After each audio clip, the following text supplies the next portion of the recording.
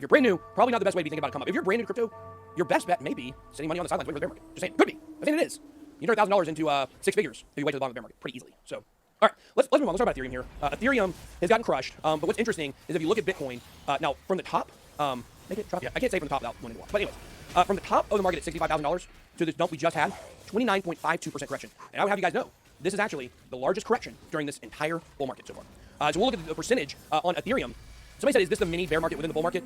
Guys, it certainly could be. It could be. Do I think it is? I don't know. I mean, it's hard to say. My internal bias is always to say that. But my internal bias is to be like, I want prices to go up, so I tend to always lean on like, well, something's going to happen that's going to turn around. And the funny thing is, we were looking at today when these Coinbase earnings get released, it's like the day things were supposed to bump. Yep. And obviously the dramatic momentum of yesterday, it does make you feel like there's a lot of manipulation, coordinated manipulation right now. Because what were you telling me, DJ, about all those random things that were yesterday that seemed like kind of out of nowhere? Well, it was a lot of different things that relate to crypto, geopolitical stuff. I mean, we had the pipeline yesterday or day before Monday affecting things. Then all of a sudden, which we'll get into a little bit later, all this inflation stuff. They've been avoiding talking about inflation for this whole time. They've been printing trillions and trillions of dollars, and so that happens. Then we've got Vitalik dumping all those meme coins yesterday, and Twitter and Cryptoverse is freaking out about all that stuff. And then right about the time everybody's getting their head around that, boom, we get this tweet from Elon Musk, that just says, which was so stupid in so many ways. There was a lot of misdirection, and like he clearly says they're not going to sell their Bitcoin. They're still keeping it. They're just it feels like a lot of energy FUD to me, just in general. And then you got people outraged because the amount of consumption Tesla creates and the carbon footprint they have for creating all their vehicles far exceeds anything of Bitcoin. Like the whole argument, it's just so frustrating to me because we keep hearing it over and over and over. This energy consumption argument for Bitcoin, it's not new. It's been around since the beginning of time. So it's just, and actually I've been pushing that I think this was going to be the #1 narrative against Bitcoin this whole cycle. That's the only thing they have to really, that's the only real attack vector they have. So I don't know, it's frustrating, but it's also strange that you see all this stuff happening at the same time. And the crazy, theory, you could say, unproven theory, they told me not to call it, Well, let me lead into that. Yeah. Nick, you come back on the screen back there. They want to know whose torso that was. Yeah, another torso behind. Yeah, I said, whose torso is back there? It's Nick's. This is my new research guy. Bend down and wave. Say, hey, Nick. 37 years old. He doesn't look a day over 29. I couldn't believe it. I thought he was much older, or much younger than that. All these people that are near my age, they look younger than me. It pisses me off. Frustrating. Oh, also I saw this comment. Milkshake. I think that's a Homer Simpson. So guys, here's a question. I want to ask you this. Who stands to gain more than anybody else in the United States with an oil pipeline hack that leaves us all naked without gas? Who stands more? Who stands more to gain? I'm just asking the questions. I'm not telling you the answer, but what I'm telling you is, who has the very most to gain? And I don't know. Who also could maybe be planning a giant Bitcoin mining facility with renewable energy? Who would have the best type of expertise to do that? Maybe an electric car company. Maybe. I tell you, I would just say this. Look, when Tesla's buy Bitcoin, we love it. It's making the price go up. Guys, if you love them for the pump, you shouldn't hate them for the dump. That's facts. Welcome to crypto. Welcome to crypto, okay? But something has never sat right with me with Tesla, ever. I've said it many times. I will never own a Tesla. I'm not interested in Tesla. I like gas cars. But call me a... Am I redneck because I like gas cars now? I don't know. But the fact is something don't hit me right about the whole thing. Elon Musk, he hasn't really rubbed me the wrong way until now, but Tesla's a company. I've never really liked what they're doing. So we'll see what happens. But the point here on this, I want to show you guys a chart. We had 29.52% pullback. The closest to a 30% pullback we've had this entire cycle. In the last cycle, we had, I think it was 7 pullbacks of over 30%. Now what we're seeing is, we're not seeing the pumps, but we're also seeing the dumps not go down quite as far. Now with Ethereum, I know we said we were going to talk about the Ethereum chart, we never did. What I want to show you guys though, was from the Ethereum top to the Ethereum bottom, it was only 19.58%. So it held much better against this than Bitcoin. And that was just to the wick, to the actual close, 17.26%. And Ethereum's already back at 3,800. I mean, it's doing pretty well. Somebody said Tesla should stop accepting USD because it's backed by the military, worst carbon footprint on Earth. I mean, once again, like, look, I support the military 100%. I don't mind us having a large carbon footprint. I don't mind us crushing other nations. Sorry, I kind of like it, to be honest. We won both the first World Wars. America, all right? America, back World War champs, okay? But this is what I will say. The fallacy in the logic behind so much of this stuff is unreal. Thank you, Miguel. Miguel says pumps or dumps, smash the likes. Yeah, actually, we probably have a chance to hit a record on likes today. We have 27,000 people watching No today, way. which is a record. That's a record. Yeah, and we have 7,000 likes, so there's no reason we can't get over 10K today. I love y'all. Man, y'all rock. Y'all the best. You guys just don't know how sad it was for me when nobody watched my channel. Like, it was so sad. Like, I would just be like, I don't get it. Why does nobody, why does nobody like me? Why does everybody treat me like my teachers? So, guys, I want to show you this tweet, though, that I made, because it really is, guys, if you are for wanting to get rid of carbon footprints completely, what about this? I better not find a single one of you with lights on at your house. Go dark for the environment, or you're the reason for the end of humanity. I better not find a single phone flashlight on either you heathens that pays electricity. What? If you love the environment, just turn off your lights. Live in a cave. Where does it end? Like, where does it end? Like, if you think we're the virus, then, it's going to kill the Earth. I don't know. Like, I don't know what gives... First meeting, humans on. Just saying that's where all our answers come from, right? So, what I would say is that, I'm just very concerned right now, like, on a large... You can go move to the next one, I'll talk about this. I'm just very concerned on a large scale about the logic and the thought processes that are going on in America right now and across the world. Like, where does this end? We're having a gas shortage in Atlanta right now, and how long is it before the narrative shifts to, you're a bad person if you go out and get gas for your car? Because that means that a school bus may not be able to get gas and take kids to school. Or so if you don't have to have a job, like if you can pay your bills for more than a week, or if you're not living paycheck to paycheck, if you get gas, you're bad because you're taking gas away from people that need to get to work, that have to work at McDonald's to get paid. Like, where does this slippery slope go? It feels like so much control. It just feels like right now we're just on test after test after test to see what we'll do. And the sheeple just keep falling for all of it. So, now, does Bitcoin have a role to play in the environment? Sure, but so does this light right up here. So does this computer. So does everything you use. the overall net impact of Bitcoin is way bigger than I think Michael Saylor said, like 0.00001% of the world's electricity. I think it was like all the clothes dryers in the United States consume more energy than the whole Bitcoin network. Right. Just the United States. Washing or drying machines. It's insane. Why don't we just do rolling blackouts? Why don't we do rolling blackouts across the United States where you get electricity for 6 days of the week, but the 7th day, the day of rest, you stay home and take naps. You know, can't go to church, it's church. Well, you do candlelight services. How about that? Candlelight services every week of the year. How about that? The entire Bitcoin network uses 4 times less energy than clothes dryers. Here are the numbers just for the U.S. Don't be a freaking sheep. I'm so tired of this crap. 130 million U.S. households. Average household uses 12,000 kilowatts a year. Dryers are 6% of household energy use, equals 700 kilowatts an hour. 700 kilowatts an hour times 130 million equals 93.6. Let me ask you this question. Are clothes dryers an absolute necessity in the world? No, they're not. And they're definitely not more important than the best store value transfer that we've ever seen. Yeah. For the entire world, not just one country. Imagine nobody having to drive to the bank. That would make me mad. What about powering ATMs? How much electricity do ATMs use? A lot. How about banks in general? We don't need to staff in, all those bank branches across the entire country, thousands and thousands of them. We don't need them. No, you don't. The difference between necessity and luxury is not what we really think it is. Okay, but the fact is, Bitcoin will do more to fix what's going on in the world than anything else we can do right now. It's our only chance. Bitcoin is our only chance. Bitcoin, blockchain, cryptocurrency, it is our crypto assets. Excuse me. It is our only chance. How much money does it take to print cash? How much power? How much power? How much energy? How much power does it take to print cash? Tons. And transfer it, and move it, and burn it, and maintain it. Way more than Bitcoin uses. I hope y'all see through the smoke and mirrors. It is so incredibly dumb. Thoughts on Cartesi? I'll be giving you thoughts on Cartesi later this weekend. Love Cartesi. So that's one thing. Let's see. So this is 3 reasons why Bitcoin doesn't care about Elon Musk. Hey, did you guys like my thumbnail I made yesterday? That was amazing. I made that, by the way. I made those devil horns. I made that pitchfork. Okay, it's perfect. I had. Oh, look at those guns. Oh, look at those. You can't tell that I'm wearing a tank top, but I am. That was a comment on my whiteness. If you guys didn't get that. So, anyways, guys, top 3 reasons. Proof of work doesn't care, and this here is an important article. You want to know why? This is the article that the maxis will point to. These are all the things the maxis will say. Like, they don't care about Elon Musk. They don't care about the environment. They don't care about your crying about it. Bitcoin maxis, they are a strong group. I mean, that's facts. They don't even care about logic. Proof of work doesn't care. It talks about, it shows the hash rate here, how it drops. The price trends don't care overall about comments from Elon Musk. And the Bitcoin energy consumption doesn't care. You have to zoom out, okay? You have to think about where all this is going. You have to think about what this is going to look like in 10 years from now. And it is important to note, guys, Bitcoin can change the proof of stake. If this really becomes such a debate that, like, do you want to know? You want to know when the Bitcoin maxis will consider changing over to proof of stake? What do you think it would be? I don't know. I'd be interested because a lot of them are very, very fervent that proof of work is the best and will always remain. But I mean, if they trend too low, if Ethereum passes Bitcoin, yeah, you will start hearing them singing a different tune. The gains for Ethereum holders to pass Bitcoin would be insane. They would become, Ethereum holders would become basically the new Bitcoin holders. They'll make more money off of Ethereum pumping than Bitcoin holders made off of Bitcoin didn't have such a big market cap. Because nobody was investing in Bitcoin in the game. A lot of people don't know that. Like, the original amount of Bitcoin you'll get, like the price, was 4 Bitcoin for a penny. 4 Bitcoin for a penny. Okay, that's why if you look at the chart at the all-time gains for Bitcoin, it would just show like an infinite symbol. Like, there's no way for them to really quantify the gains from the beginning. But the first Bitcoin wasn't transferred until, I'm not even sure. Well, the first time it was half penny. Yeah. And we know the first time it was ever used to buy a product was a 10,000 Bitcoin double pizza order. And they didn't really they didn't have a value at all until that event. That was when they first put a value on it, and they were trying to come up with like, wait. So no one was buying it in the beginning. So no one was buying it at those cheapest prices. Oh, okay. That was scary. Very scary. So Elon Musk, Tesla Solar City may enter super clean Bitcoin mining next year. So this is from Anthony Scaramucci. If you don't know him, he's basically Skybridge Capital CEO. Used to be the press secretary for a couple days. He's a loudmouth guy. He says what he thinks. I like that. I like people like that, obviously. I've learned a lot myself over the years. Scaramucci has tweeted that he is willing to wager 500,000 satoshis, a whopping $251, on Elon Musk's tweet proving to be an intention to reform the Bitcoin mining industry, pushing it to being 100% eco-friendly and renewable. Skybridge CEO believes it's a good chance that Musk's Tesla or Solar City will become a disruptor in the mining industry. He says, Elon is not a half-measures guy. I predict he will become a competitor disruptor in the Bitcoin mining industry. I wager 500,000 sats that within a year, Tesla Solar City will announce its entry into super clean Bitcoin mining. Now, here's the question. If that's what happens, will Elon Musk be in trouble for this? Good question. Where's the line for it? Like where's the line?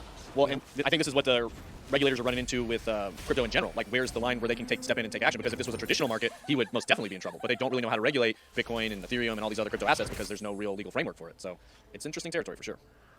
He says can't post this question. See above. Do you see it? I don't. I'll look. Oh, we have 10,300 likes, by the way. You guys are the best. Love you guys so much. Wonder how many we picked up 1,000 subscribers. Yep, 991. What a great thumbnail that is. I didn't make this one. Yeah, Lorenzo did that one. God, what a clown. Isn't it great? Straight from Satan to a clown. This is the story of it. Guys, here's the thing about this. I really feel like, how many people are watching? 27.5. I really feel like that eventually the government is going to come after Elon Musk. They're going to come after him. I don't care how powerful he is. You cannot continually make a mockery of what's going on. Someone said, I think you, Jeff, he said Elon is secretly in bed with Jed McHale of Stellar. That's pretty funny. And then Stone Drone says, isn't Elon already in trouble? Well, he has been in trouble by the SEC for stuff he said about Tesla. See, this is the whole thing. He's learning ways that he can manipulate without doing anything that affects his company. That's what this is. It's a game of what can he do. That's all it is. Yeah, we're but pawns on his playfield. So, speaking of pawns on the playfield, somebody likes to play chess, MicroStrategy. Tesla's announcement that it would stop accepting Bitcoin led to a solid drop in price, so took the opportunity to buy more. Well, in reality, I think that it sounds like to me that MicroStrategy was buying well before he said that. If their average price was 55,387 of 15 million Bitcoin, how many Bitcoin is that? How many Bitcoin? 271 Bitcoin. So it says they had MicroStrategy's purchased an additional 271 Bitcoin. This is an FU to Elon Musk right here. 100%. Michael Saylor has got to feel, who put a Pinterest thing on here? That's not this site. The Street? Come on, street.com. Guys, Michael Saylor is the one who talked Elon Musk into getting it. All right? Ooh, it makes it fun. Michael Saylor trying to load up. I think Michael Saylor's like me. I don't think Michael Saylor ever wants price. Yeah. That's how I feel. I think he was like, yeah, he'd accumulate, but he just as soon as go to $1 million. It's interesting because he's also been on the circuit for like the mainstream media circuit for the last 2 weeks, kind of dispelling all this Bitcoin energy FUD, and then here it is. It's just wild. It is so crazy. What are we living in? Is that okay? This is what I want to know. If you guys think we're living in a simulation, I want you to put hashtag Matrix. If you think that we're in real life, put hashtag steak is good. Isn't that what it is? Yeah. Steak is good. That's amazing. I can't wait for the fourth Matrix. I'm so excited. Yeah, I'll be interested. I love the Matrix movies. Great movies. What's your favorite? Do you like them all equally, or? So obviously number one is the best one, Right. and everybody knows that. Yeah. Second one is the best one. The third one is the third best one. However, a lot of people really believe. See, everything we're gonna make. I mean, guys, we're in the Matrix. Yeah, Obviously, oh, you're in one, the Matrix. one Right? person says steak. Couple steaks. I've learned to play the Matrix game pretty well. Yeah. I'm winning the Matrix game. We'll talk about that. Guys, I love the third Matrix. It's not as good as the first two.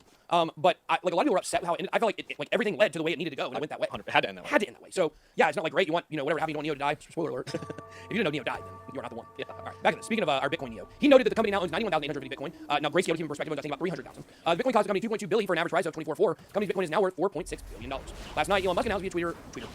Tesla would no longer accept Bitcoin for its products due to the high level of energy consumption. Required reminding his post included a screenshot of Tesla's specific reason for the move. We all know what that said. At the time of his tweet, Bitcoin was around 54 when he said it. But it then proceeded to drop as low as 46.4, 45.5 on Bybit, by the way, before turning up to 50,000. Man, if you had a buy, this is why it pays to have buys at crazy numbers. At 45,000, you would be crushing it right now. But it then proceeded to drop as low as 46,400 before turning to 50K. Michael Saylor commented on Elon's post, saying the energy used to mine Bitcoin is for purposes of security and is an intentional feature. Today, Elon posted another tweet showing the trend of Bitcoin's energy use over the last few months, saying he thought it was insane. So this is the upper end of his 511 estimated consumption. Like what is this crap? It's a joke.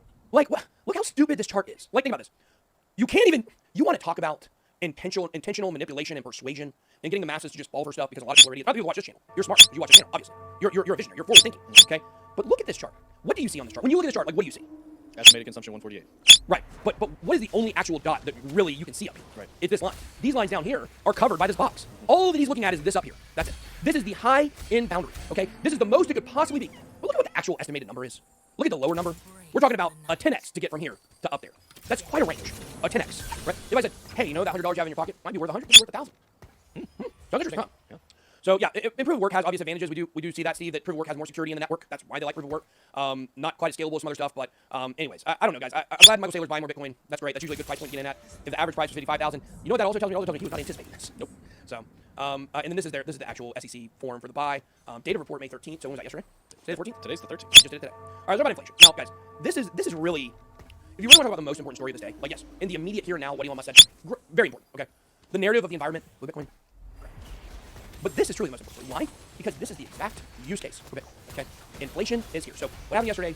The CPI, which I always forget, the Consumer Price Index. Yep, that's right. Consumer Price Index came back and it was showing 4.1% or 4.2% inflation. That is extremely high. And what you guys may not realize about this is that CPI is an adjusted price that's made to be fake to show better numbers than they really are. Yeah. So if it's actually 4.2%, what do you think it really is closer to?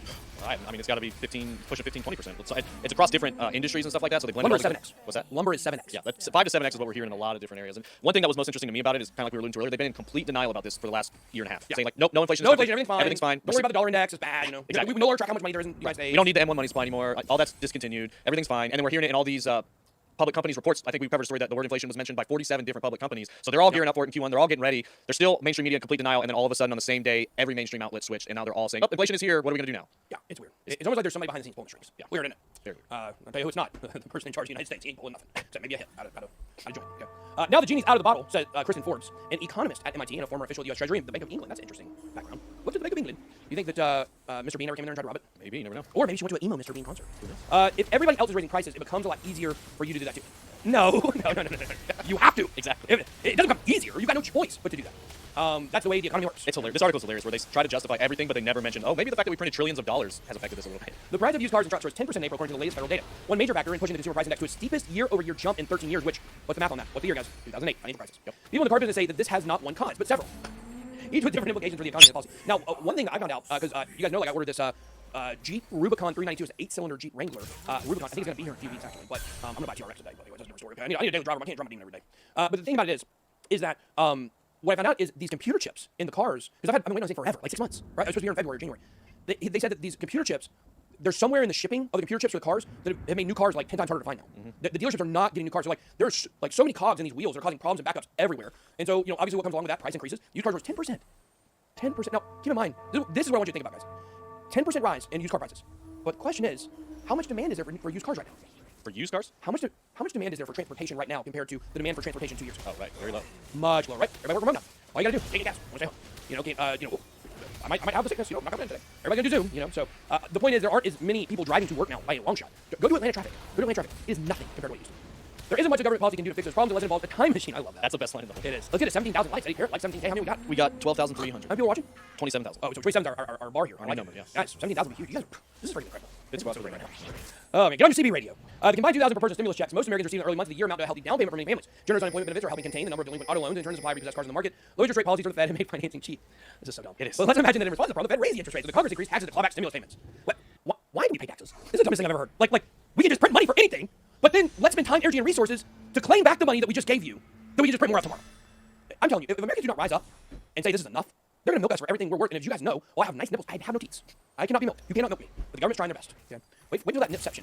It hit an NFT drop. Actions alone would create more microchips. Here's the microchip thing that we were talking about. I found that out about the new cars. But anyway, this is just so stupid. It just goes on to talk about every reason they can come up with except for what is real. Yep. You can't print money out of nothing. Every time in history this has been tried, it ends in the same way. It ends with out of control money supply, followed by what? Hyperinflation. Hyperinflation. It's coming. I mean, it's coming. We can pretend it's not coming. There is no way hyperinflation is not coming in the United States. At this rate, if something were to stop, yeah, dang right I love America. Dang right I do. That's why I got to scold my leaders. Because we don't have leaders in the United States right now. Period. We don't have any leaders in the United States. It's a shame.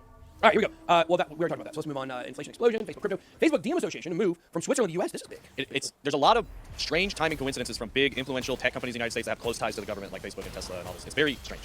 We should make an NFT of this. Hold on, let me screenshot this. Okay, that's pretty. Guys, we're going to sell this NFT for $1 million later. See, because I got a big brain myself. Okay, that looks like bubblegum. That's interesting. It is a very, like, artsy, like, you got the dollar back here. Is there, like, a hidden Illuminati message here? Supposed to be taken from this? I'm sure there is. You got the brain, you got the DM logo, you got the Cosmo, or I guess that's supposed to be electrons and neutrons here. And you got Benjamin Franklin's eye on his up. And then his brain is coming out. He looks like an alien. Lambo gas. Facebook stablecoin entity, the DM Association, is relocating from Switzerland to the U.S., buoyed by the evolving regulatory landscape of the country. The DM Association, the entity handling Facebook stablecoin project, has announced a partnership with a subsidiary DM Networks U.S. and Silvergate, exclusive issuer of the. No, that's not right. And Silvergate Capital Corporation. Oh, Silvergate, that's the bank, right? Yes. Right. As a result of the partnership, Silvergate Bank will become the exclusive issuer of the DM USD stablecoin. This is very interesting. Also, they will move from the U.S. to Switzerland. And I can tell you this: we had a call yesterday. I'm not gonna say the name of the company. We like this. It's a financial entity. We like them. We're gonna be working with them probably going forward. Is what it looks like. Nothing to do with crypto. They do have some crypto stuff involved. And I can tell you, people, even in the depths of the cutting edge new generation banking options, they don't understand what's happening to people's bank accounts in crypto.